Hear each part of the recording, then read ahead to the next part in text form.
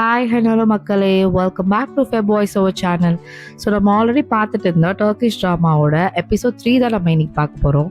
And episode 1 and 2 பார்க்காதவங்க கீழே description link தர பார்த்துட்டு வந்துடுங்க.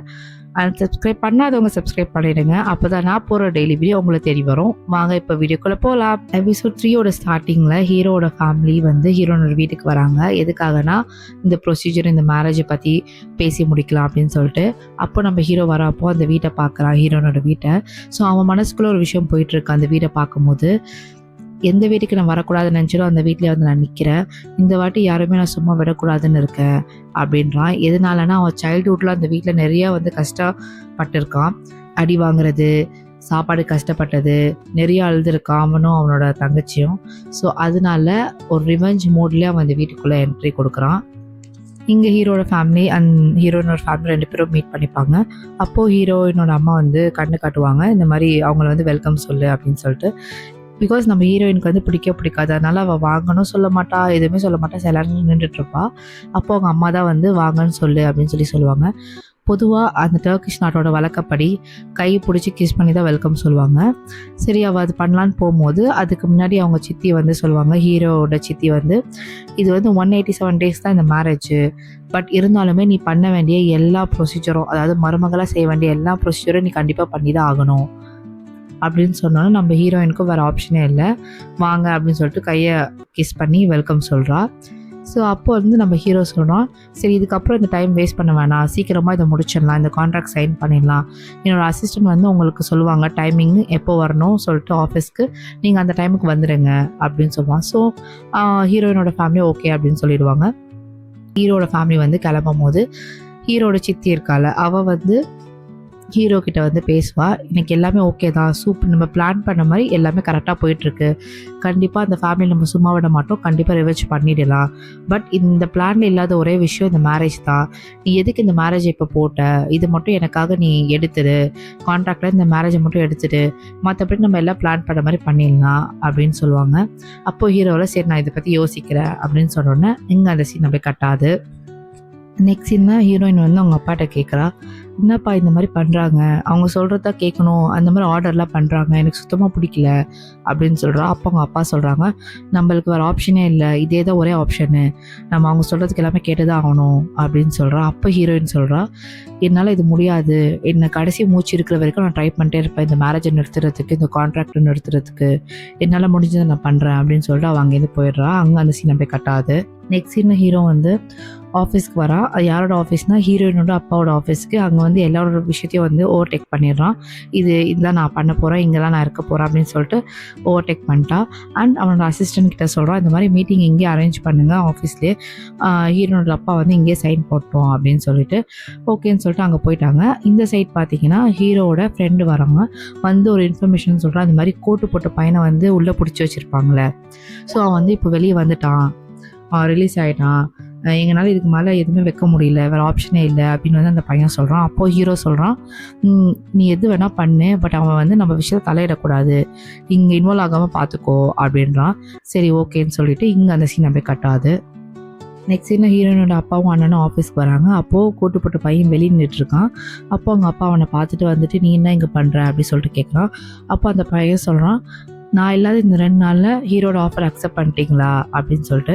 அப்போ தான் அவங்க அப்பா சொல்கிறாங்க, எனக்கு வேறு ஆப்ஷனே இல்லை, ஏன்னா நான் ஆல்ரெடி கடத்தில் இருக்கேன், இதை விட்டால் எனக்கு ஒரு நல்ல ஆஃபர் கிடைக்காது, அதனால தான் இது பண்ணேன், இதுக்கு மேலே நீ எந்த பிரச்சனையும் பண்ணாத அப்படின்னு சொல்லிட்டு இங்கேருந்து போ அப்படின்னு சொல்லிட்டு ஹீரோட அப்பா அங்கேருந்து போயிடுறாங்க. அப்போது வந்து இங்கே நசீர் இருக்கான், அதாவது அந்த கோட்டு போட்ட பையன் வந்து அவங்க அண்ணனை பிடிச்சி இழுக்கிறான். இழுத்து நீ இந்த பக்கம் வா, தனியாக வா, அவங்ககிட்ட பேசணும் அப்படின்னு சொல்லிட்டு தனியாக கூப்பிட்டு போகிறான். போயிட்டு அவங்க சொல்கிறான், நீயும் இப்படி பண்ணுவேன்னு நினைக்கல, நம்மளுக்கு ஒரே ஆப்ஷன் தான் இருக்குது, நீ வந்து ஹீரோவை கொன்னுடு, அதாவது அந்த கோட்டு போட்டு பையன் ஹீரோட அண்ணன்கிட்ட சொல்லிட்டு இருக்கான், ஹீரோவை வந்து நீ கொலை பண்ணிவிடு, நம்மளுக்கு வந்து ஈஸியாக முடிஞ்சிடும் எல்லாமே, ஸோ ஹீரோயினும் நான் கல்யாணம் பண்ணிப்பேன் அப்படின்னு சொல்கிறான். அப்போ அவன் வந்து கொலையா, நான் எதுக்கு பண்ணணும், நான் பண்ண மாட்டேன் அப்படின்னு சொல்லிட்டு அவன் டென்ஷன் ஆகிறான். அந்த கோட்டு போட்ட பையன் வந்து ஒரு வீடியோ காட்டுறான், ஹீரோயினோட அண்ணனுக்கு ஒரு வீடியோ காட்டுறான். அந்த வீடியோவில் என்ன இருக்குன்னா, அவன் ஹீரோயினோட அண்ணன் வந்து யாரையும் கொலை பண்ண மாதிரி ஒரு எவிடன்ஸ் இருக்குது. அப்போ சொல்கிறான், நீ மட்டும் ஹீரோவை கொலை பண்ணலன்னா இந்த வீடியோ வந்து நான் ஊர் ஃபுல்லாக ஸ்ப்ரெட் பண்ணிடுவேன், அப்புறம் போலீஸ்கிட்டையும் நான் கொடுத்துருவேன் அப்படின்றான். அவனை கொல்லுடு அப்படின்னு சொல்லுவான். அப்போ வந்து பேக்கெட்டில் இருக்க கன் எடுத்து அதாவது அந்த கோட்டு போட்டு பையன் ஒன்று பாக்கெட்டில் இருக்க கன் எடுத்து அவங்ககிட்ட கொடுப்பான். ஸோ இவனுக்கும் என்ன பண்ணுறது தெரியாமல் அந்த கன்னை வாங்கி பாக்கெட்டில் வச்சுப்பான். இங்கே அந்த சீன் அப்படியே கட்டாது. சீனில் ஆஃபீஸை காட்டுறாங்க, அந்த ஆஃபீஸ் மீட்டிங் ரூமு. அப்போ ஹீரோட ஃபேமிலி, ஹீரோயினோட ஃபேமிலி, 2 ஃபேமிலியும் இருக்குது. அப்போ வந்து ஹீரோட அசிஸ்டன்ட் வந்து கான்ட்ராக்டில் என்னென்ன இருக்குது அது எல்லாமே படித்து காமிச்சிட்ருக்காங்க. அந்த கான்ட்ராக்டில் என்ன போட்டிருக்குன்னா 187 டேஸ்க்கு ஹீரோயினோட ஃபேமிலி, ஹீரோயின் யாருமே வந்து பணம் யூஸ் பண்ண முடியாது, அத்தாரிட்டியும் அவங்கக்கிட்ட இருக்காது, எதுவாக இருந்தாலுமே ஹீரோ கிட்ட தான் கேட்டு பண்ணணும் அப்படின்னு சொல்லிட்டு அந்த கான்ட்ராக்டில் இருக்குது. அப்போது அந்த டைம் வந்து உள்ளே லேட்டாக மீட்டிங்க்கு வரான் ஹீரோயினோட அண்ணா. லேட்டாக மீட்டிங்க்கு வரதை பார்த்துட்டு ஹீரோ வந்து கத்துறான், எல்லாருக்கும் டைமிங் சென்ட் பண்ண தானே, நீ மட்டும் ஏன் லேட்டாக வர, வெளியே போ ரூமை விட்டு அப்படின்னு சொல்லிடுறான். அவனும் ரூம் விட்டு வெளியே வந்துடுறான். வந்தவன் ஆல்ரெடி கடுப்பில் இருக்கான்ல, ஸோ அவன் கையில் கன்று வேறு இருக்குது. ஸோ கன்னை தொட்டு பார்த்துட்டு யோசிக்கிறான், கொலை பண்ணலாமா வேணாமா அப்படின்னு சொல்லிட்டு. அங்கே அந்த சீன் அப்படியே கட் ஆகிடுது. ஸோ நெக்ஸ்ட் சீனில் வந்து இங்கே கான்ட்ராக்டை படித்து காமிச்சிட்டு இருந்தாங்களே, அப்போ வந்து நம்ம ஹீரோயினோட அப்பா வந்து எதை பற்றி யோசிக்காமல் சைனை போட்டு அங்கேருந்து கிளம்பி போக பார்ப்பாரு. அப்போது நம்ம ஹீரோ வந்து ஸ்டாப் பண்ணிடுவான்.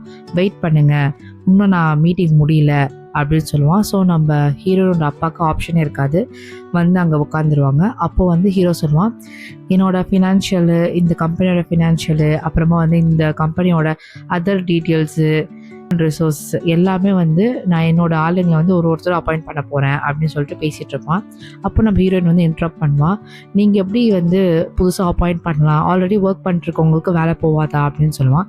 அப்போது ஹீரோ வந்து இன்ட்ரப்ட் பண்ணி ஹீரோயினை ஸ்டாப் பண்ணிவிட்டு, நீங்கள் முதல்ல வந்து நாங்கள் என்ன பேசிகிட்டு இருக்கோம் ஃபஸ்ட்டு கேளு, இங்கே வந்து அந்த டாப்பிக்கே போகல, யாருக்கும் வேலை போகாது, நான் எல்லாருமே வந்து அப்பாயிண்ட் தான் பண்ணேன், எக்ஸ்ட்ரா பர்சன் அப்பாயிண்ட் தான் பண்ணேன், யாருமே நான் வேலை விட்டு தூக்கலை அப்படின்னு சொல்லுவான்.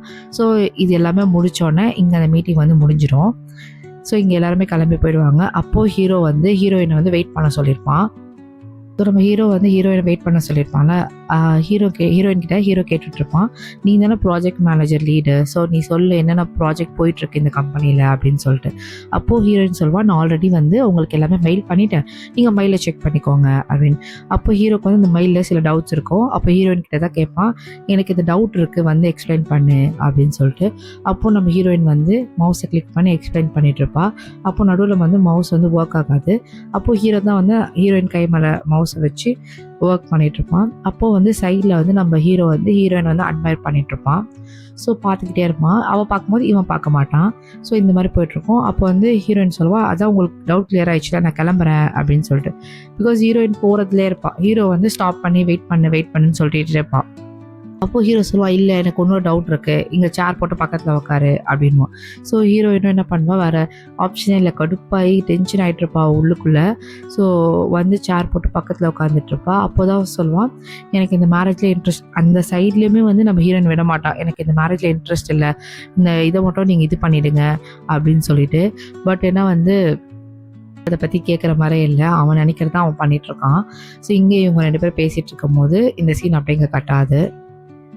நெக்ஸ்ட் சீனில் ஹீரோயின் வந்து ஒரு கெஃபேல வெயிட் பண்ணிகிட்ருப்பா யாரோ வரதுக்காக. அப்போ அந்த இடத்துல வந்து ஹீரோ வந்துடுவான். ஹீரோ வந்தோடனே நம்ம ஹீரோயினுக்கு செம்ம ஷாக் ஆகிடும், நீ எப்படி இங்கே அப்படின்னு சொல்லிட்டு.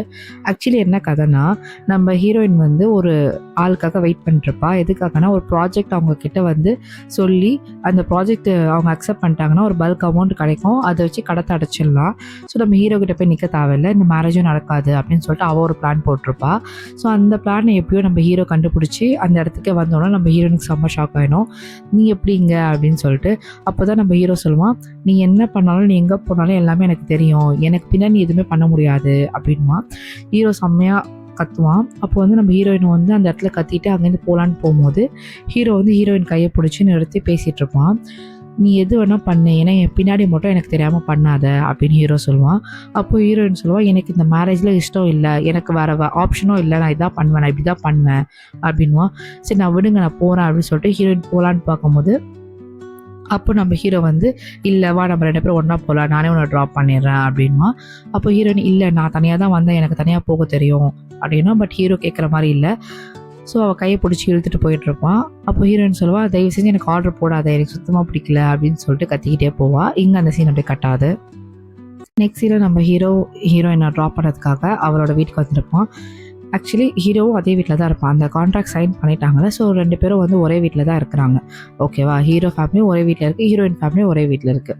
ஸோ அப்போது வந்து ஹீரோ சொல்லுவான், அவள் போகிறதுக்கு முன்னாடி எனக்கு தெரியாமல் என் பின்னாடி எதுவுமே பண்ணாத, அண்ட் நீ வைக்கிற எந்த ஸ்டெப்பாக இருந்தாலுமே என்கிட்ட சொல்லிட்டு தான் நீ வைக்கணும். வீட்டை விட்டு வெளியே போனாலும் சரி, கம்பெனி விட்டு வெளியே போனாலும் சரி, நீ எனக்கு மட்டும் தான் ஒர்க் பண்ணும் அப்படின்மா. அப்போது நம்ம ஹீரோயின் சொல்வா, நம்மளுக்கு இன்னும் கல்யாணம் ஆகலை, அது உங்களுக்கு தெரியுமா அப்படின்னு சொல்லிட்டு கேட்பா. அப்போ நம்ம ஹீரோ சொல்லுவான், எனக்கு நல்லாவே தெரியும், ஃப்யூச்சர் ஒய்ஃப் அப்படின்னு சொல்லுவான். அப்போ நம்ம ஹீரோயினுக்கு செம்ம ஷாக் ஆகிடும். நீங்கள் அந்த சீன் அப்படியே கட்டாது. ஸோ நம்ம ஹீரோயினை வந்து ட்ராப் பண்ணிட்டாங்களா வீட்டில். ஸோ அங்கே அந்த வீட்டுக்குள்ளே போகலான்னு பார்க்கும்போது அவனை வந்து ஏதோ தடுக்குது. அவனுக்கு வந்து ஏதோ ட்ராமடைஸ் மாதிரி ஆகுது அந்த வீட்டுக்குள்ளே போக விடாமல். பிகாஸ் அவனோட சைல்ட்ஹுட் ஃபுல்லாகவே வந்து ரொம்பவே கஷ்டத்தை அவன் ஃபேஸ் பண்ணியிருக்கான். அதனால் அதுக்குள்ளே போகவே முடியல. அங்கே வெளியே நின்றுட்டு பார்த்துட்ருக்கான். கண்ணு ஃபுல்லாக கலங்கியிருக்கு, செம்மையாக வந்து தண்ணி ஊற்றிட்டுருக்கு, அழுகுறான் லிட்ரலி ஹீரோ.